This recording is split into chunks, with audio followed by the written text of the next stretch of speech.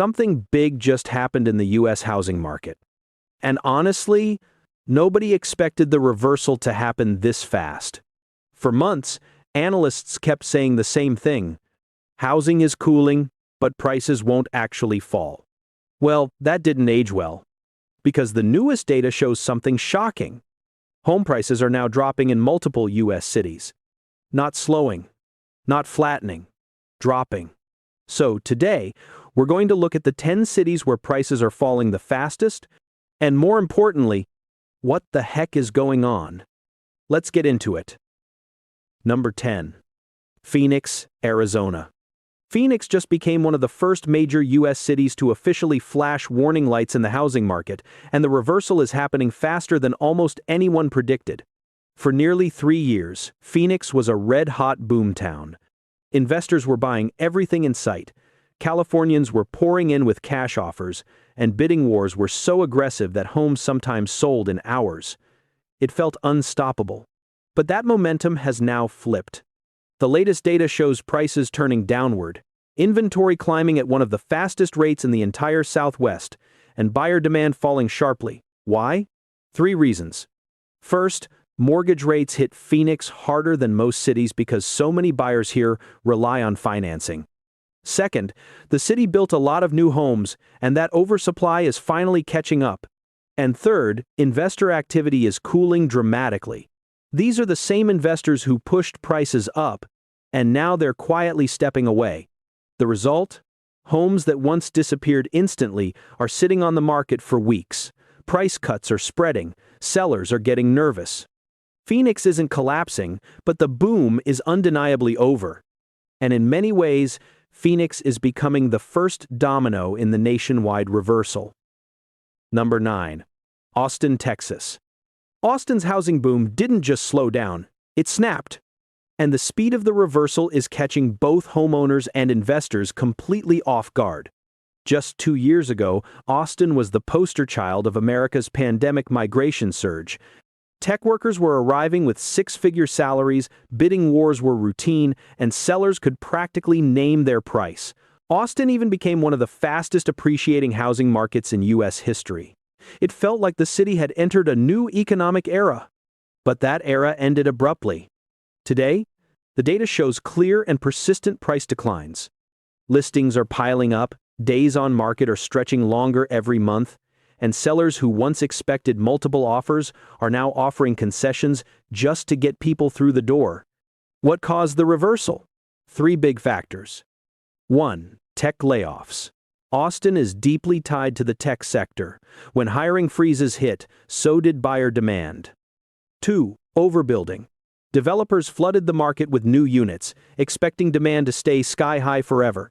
That didn't happen. 3. Affordability collapse.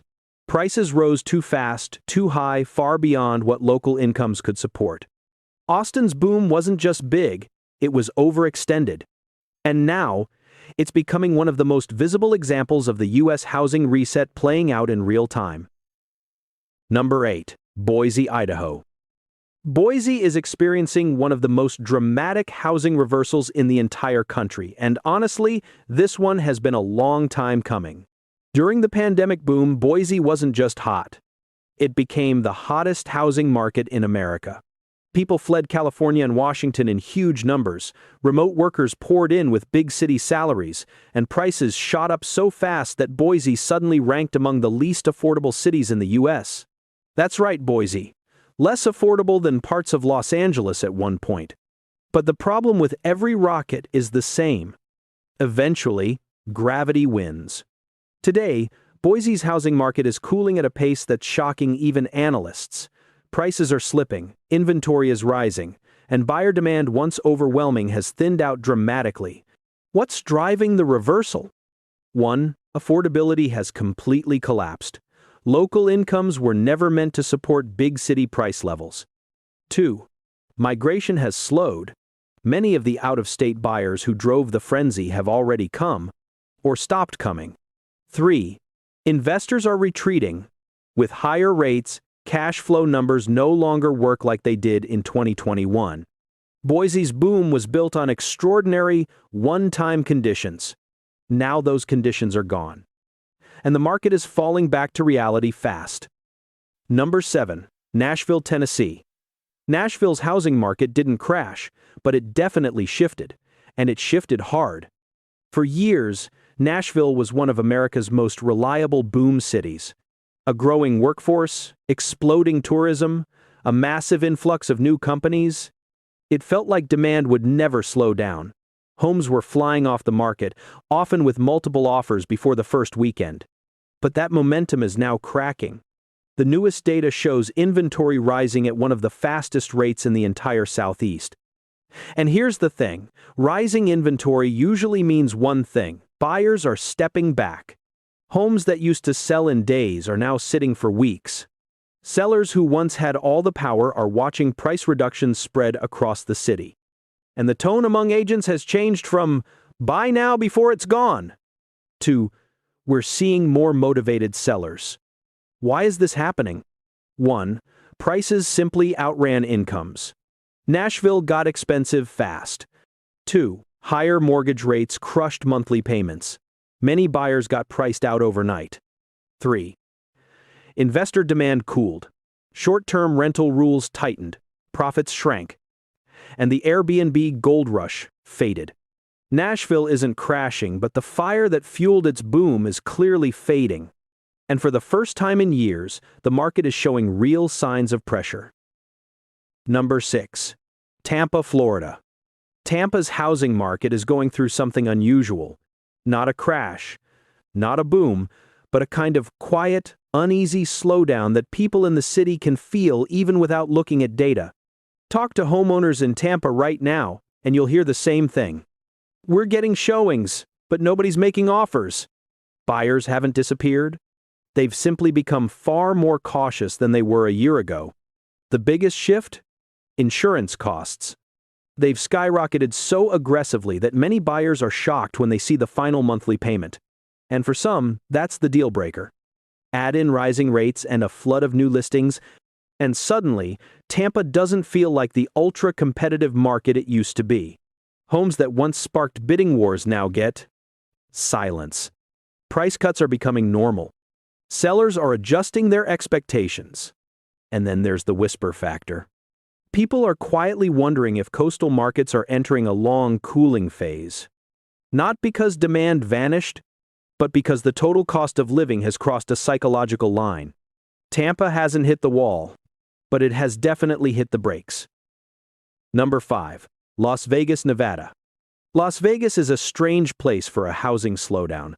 A city built on risk, confidence, and the belief that the next hand might be the winning one. But lately, the housing market feels like the dealer just flipped over a bad card. The shift didn't happen overnight. It felt more like the city was riding a lucky streak for too long. Prices soared, investors piled in, and homes were selling as if the boom would never end. But every streak ends. And Vegas is no exception. Tourism hasn't collapsed, but it has cooled. Layoffs aren't massive, but they're noticeable. And investors, the same ones who pushed this market into overdrive, are folding their hands and stepping away from the table. The result? More listings, fewer offers, and a growing sense that the market's energy has drained out of the room. Buyers are still there. They're just not willing to go all in anymore. And sellers? Some are finally realizing their asking price was more of a fantasy than a strategy. Vegas isn't crashing. It's just learning a classic casino lesson. The house doesn't always win, and neither do homeowners. Number 4. Denver, Colorado. Denver's housing market isn't making headlines the way coastal cities do, but on the ground, something subtle and serious is happening. You can feel it in conversations with realtors. The buyers are pickier, open houses are slower. People aren't stretching their budgets anymore. Denver's slowdown doesn't come from panic. It comes from fatigue. Prices climbed for almost a decade. Wages didn't. And eventually, the math stopped working. Affordability in Denver has slipped to levels usually associated with major coastal metros. That alone changed the psychology of the market. When buyers look at a typical home and think, wait, this costs how much? You already know the momentum has turned. Inventory is quietly rising, homes aren't moving as fast. And sellers who expected a frenzy are realizing the frenzy left town months ago. Denver isn't overbuilt. It isn't seeing a mass exodus. It isn't suffering an identity crisis. But it is dealing with a simple economic truth. When prices outgrow incomes for too long, the demand engine eventually runs out of fuel. And that's exactly what Denver is experiencing now. A calm, steady, unmistakable cooling. Number 3. San Diego, California. San Diego isn't the kind of city you expect to show weakness. It's the place people move to, not move from. Perfect weather, strong jobs, limited land. It has all the ingredients of a market that should never cool. And yet, it is. Something shifted quietly over the past few months. Price cuts began appearing in neighborhoods where they were once unthinkable. Open houses that used to feel like checkout lines at a grocery store now look almost peaceful. San Diego doesn't collapse suddenly. It softens. The slowdown here is more like a change in the wind than a storm. Why now? Affordability finally snapped. For many buyers, the monthly payment has crossed from expensive into impossible. New listings are rising, and buyers are moving cautiously. Not because they don't want to buy, but because the market no longer feels like a guaranteed win. Even longtime agents admit it. This year is different. San Diego isn't falling apart. It's still one of the strongest markets in America. But for the first time in a long time, you can sense vulnerability beneath the sunshine. And that alone is enough to turn heads. Number 2. Seattle, Washington. Seattle's housing market has always followed the tech industry, for better or worse. When tech booms, Seattle soars. When tech stumbles, Seattle feels it immediately. Right now, the mood in the city is unsettled. It starts with whispers inside coffee shops near South Lake Union. Teams shrinking. Projects paused. Hiring plans under review. No panic, just that quiet, heavy feeling of a sector catching its breath. And whenever tech catches its breath, Seattle's housing market slows down. The data is clear. Listings are rising, days on market are lengthening, and price reductions rare just a couple years ago are becoming part of the weekly rhythm.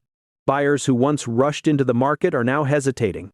Not because they don't want a home, but because they're unsure what their job or salary will look like next year. And sellers feel the shift too. The urgency is gone. The confidence is softer. Seattle isn't crashing, it's recalibrating. A market adjusting to a tech sector that no longer behaves like an unstoppable growth engine. In a city built on innovation, the real story right now isn't collapse. It's uncertainty. And uncertainty is enough to cool even the hottest markets. Number 1. San Francisco Bay Area. The Bay Area isn't just cooling.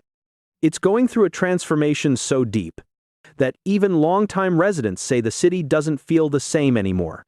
This is the epicenter of America's tech economy, the place where million-dollar homes were considered entry-level, where bidding wars were practically a sport. For more than a decade, prices only had one direction, up. Until now. Today, the Bay Area is facing a convergence of problems that no other housing market in the country is dealing with at this scale. Office towers are sitting half empty. Entire downtown blocks feel quieter than they should. Major companies are shrinking their footprints, and remote work has pulled thousands of high-income workers out of the city. That one shift alone shook the foundation of the market. But it didn't stop there. Population loss accelerated. Affordability collapsed. Taxes rose. And confidence, once the Bay Area's strongest asset, has weakened. The housing data reflects all of it. More inventory, longer selling times, and some of the steepest price drops in the nation. San Francisco isn't just correcting. It's redefining itself in real time. And the housing market is caught in the middle of that identity crisis. If there's a place that shows how far the U.S. housing boom has reversed, this is it. So that's the picture. From Phoenix to the Bay Area, the signals are clear. The U.S. housing market isn't just slowing, it's shifting. Some cities are cooling quietly, others are flashing warning signs, and a few are already seeing real price declines. What happens next? We'll be watching it week by week. Stay tuned, because the reversal has only just begun.